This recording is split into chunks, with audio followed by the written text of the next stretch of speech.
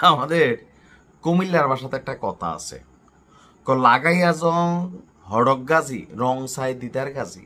লাগাইয়া জং, জং মানে হচ্ছে যুদ্ধ বা ঝগড়া, আর দিদার গাজী কি করে, এই ঝগড়া লাগানোর পর যে দৃশ্যপট দেখে, কেউ কান্না করতেছে, কেউ পালাচ্ছে, কেউ দৌড়াচ্ছে, এই দৃশ্য দেখে তার মনের মধ্যে ব্যাপক শান্তি লাগে। কারণ তার শান্তির জায়গাটাই হচ্ছে মানুষের দুঃখ কষ্ট। এবার এটা তার দেশের হোক, অন্য দেশের হোক, তার পরিবার হোক, বাহিরের মানুষ হোক, মানে শান্তভাবে থাকতে পারে না। কথা বলছি, মার্কিন যুক্তরাষ্ট্রের বিরুদ্ধে ইরান যে পদক্ষেপ নিবে, এটা অনেকে বিশ্বাস করে না। বিশেষ করে আমিও নিউজ করছি, বাট এতটা কনফিডেন্ট আমার ভিতরে ছিল না যে মাত্র 24 থেকে 48 ঘন্টার মধ্যে ইরান সত্যি সত্যি আপনার এই জবাব দেওয়ার মতন দুঃসাহস দেখাবে। কিন্তু দে ডিড ইট, ব্রাভো নাকি? এখন এই ঘটনার পর শেষ হয়ে গেছে? শেষ না। আপনার আমেরিকার যে লেসপেন্সার রাষ্ট্র আছে কাতার, দেখেন কাতারে অনেক বাংলাদেশি আছেন, আপনারা নিজেরা তো জানেন এই দেশটার অবস্থা। আমেরিকার হাজার হাজার সেনারে তারা এইখানে বৈশা বেতন দেয়, তাদের এই ভূমি পশ্চিমাদের কাছে জায়গির হিসাবে দিয়ে রাখছে। আপনি যে কাজ করতেছেন, কত টাকা আপনার বেতন দেয়? এক একটা আমেরিকান সৈন্যের পিছনে কাতার গড়ে 4 থেকে 5 লক্ষ টাকা প্রতি মাসে খরচ করে। কয়জনের জন্য? একজনের জন্য। এই যে ইরানে এত বড় ঘটনা ঘটলো, কাতার কি করছে? লেসপেন্সারগিরি করছে। ইরান কি করছে? এই কাতারের জমিনে সালা দেখাই দিচ্ছে যে ঠোক ডালেঙ্গে। এখন এই কাতারে যারা মার্কিন যুক্তরাষ্ট্রের নাগরিক আছে, অনেকেই শুধুমাত্র মার্কিন নাগরিকদের মধ্যে আমজনতা না, সেনাবাহিনী, কূটনীতিক, বোঝেনি তো আরব দেশগুলোরে চুষা চুষা হাবিবি হাবিবি বইলা আমেরিকা কিন্তু খাচ্ছে। এখন এই যে কাতারে একটা বিশাল জনগোষ্ঠী আছে, এই হামলার মধ্যে আপনার আকাশ যে প্রতিরক্ষা সিস্টেম কাতার চেষ্টা করছে কিন্তু কোনো কাজে দেয় নাই। পাশাপাশি ইরান বলতেছে তারা থামবে না এবং কাতারকে কড়া জবাব দেবে। ইরান বলছে যে দেখো, ভাতৃপ্রতিম কাতারের প্রতি আমাদের এই হামলা না, এটা হচ্ছে তোমরা যেই শত্রুদেরকে এখানে রেখেছো, যারা আমার দেশের জনগণকে হত্যা করছে, তাদের বিরুদ্ধে এই অভিযান। ইরান সুন্দর একটা বক্তব্য দিল, কিন্তু কাতার কি করলো? ফাঁকনামি দেখাইতে আসলো।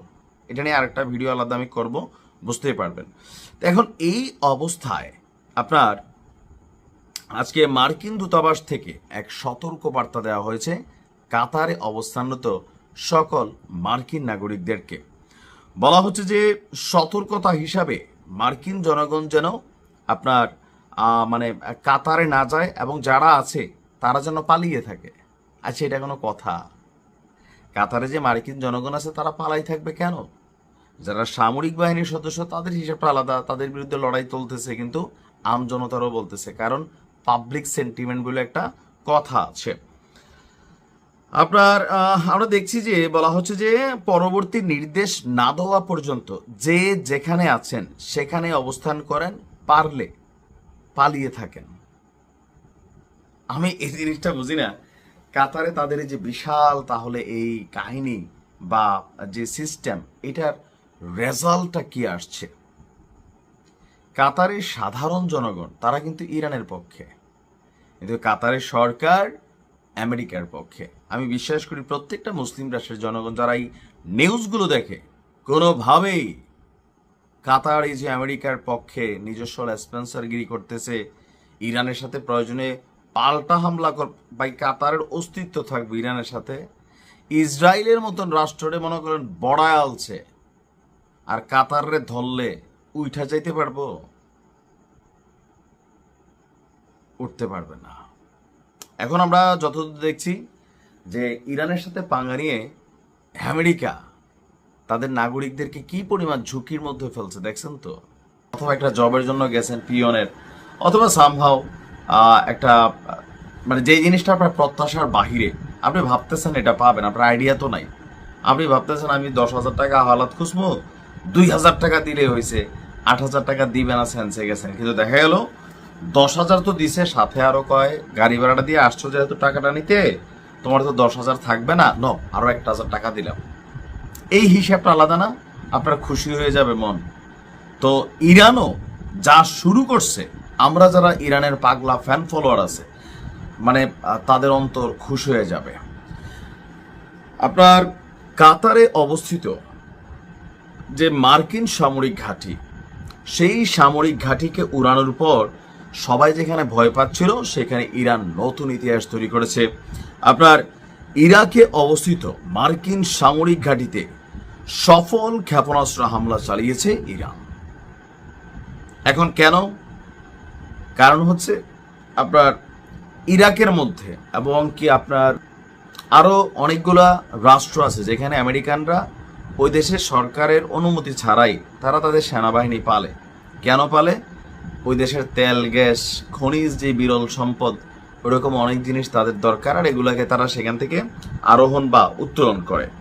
তো এই যখন অবস্থা, তখন আপনার কাতারে অবস্থিত মার্কিন সামরিক ঘাঁটিতে হামলার পরপরই আমরা দেখলাম যে ইরাকে যে মার্কিন সামরিক ঘাঁটি আছে সেখানেও ক্ষেপণাস্ত্র হামলার খবরটি সামনে এসেছে। আর ইরানের বিপ্লবী গার্ড বাহিনীর সাথে সম্পৃক্ত আধা সরকারি বার্তা সংস্থা তাসনিম নিউজ এই তথ্য দিচ্ছে। সংবাদ মাধ্যমটি বলছে আপনার বিশরাত ফাতেহ এবং ইয়া আবা আবদুল্লাহ নামক যে স্পেশাল ভার্সনের ইরানের ক্ষেপণাস্ত্রগুলো আছে, সেগুলাই ইরান আপনার ছড়েছিল। এসব হামলায় একাধিক ওয়ারহেড অথবা ক্ষেপণাস্ত্রে বহনে সক্ষম এরকম খাইবার ক্ষেপণাস্ত্র নিক্ষেপ করা হয়েছে। মানে পরমাণু বোমা সহ মারা যাবে, বা একের ভিতরে অধিক ক্লাস্টার অথবা আরও যেই মেশিনারিজগুলো আছে শর্টকাটে, ওইগুলা ব্যবহার করা যাবে এমন ক্ষেপণাস্ত্র কিন্তু ছড়িয়ে দিয়েছে। এখন ক্ষয়ক্ষতির পরিমাণ, এটা আপাতত আমি যখন নিউজটি করছি তখন এই তথ্য আসেনি, তবে মতান্তরে কেউ বলছেন আমেরিকার মার্কিন সেনাবাহিনীর কোনো সদস্য আসলে মারা টারা যায় না, তাদের বেস্টেজ যেগুলো আছে এগুলো ক্ষতিগ্রস্ত হয়েছে অথবা আপনার আরো ভিন্নতা আসছে। এখন ইরান কি থাইমা যাবে নাকি না দুইটা টুইটা মাইরা বলে তোমরা একটা মারছো আমরা দুইটা মারছি, পাল্টা জবাব দিলাম, তো যুদ্ধটা এখানে থামানোর জন্য না। ইরান বলতেছে ভাই লড়াই করতে নামছি, এবার কিন্তু থামবো না। ডায়লগগুলো দেখেন না গণমাধ্যমে যে আসে, ইসলামের জন্য লড়াই করছি, আর আমরা তো বৈশা বৈশা পাটফারি করতেছি, মিশা কথা কইতেছি, সিটিং করতেছি, কিন্তু যারা এগুলোর জন্য দিনরাত খাটতেছে তাদের অবস্থান কি? এটা একদম পারফেক্ট একটা সিদ্ধান্ত ছিল। তবে এই হামলার পরপরে আপনার মার্কিন যুক্তরাষ্ট্রের পক্ষ থেকে জাতীয় নিরাপত্তা পরিষদের, তারপরে আমি যখন নিউজটি করছি মাত্র 1 ঘন্টা আগে, উচ্চ পর্যায়ের প্রতিনিধিদের আমেরিকার বৈঠক হচ্ছে। কেন? যে ইরানকে থামাইতে হবে।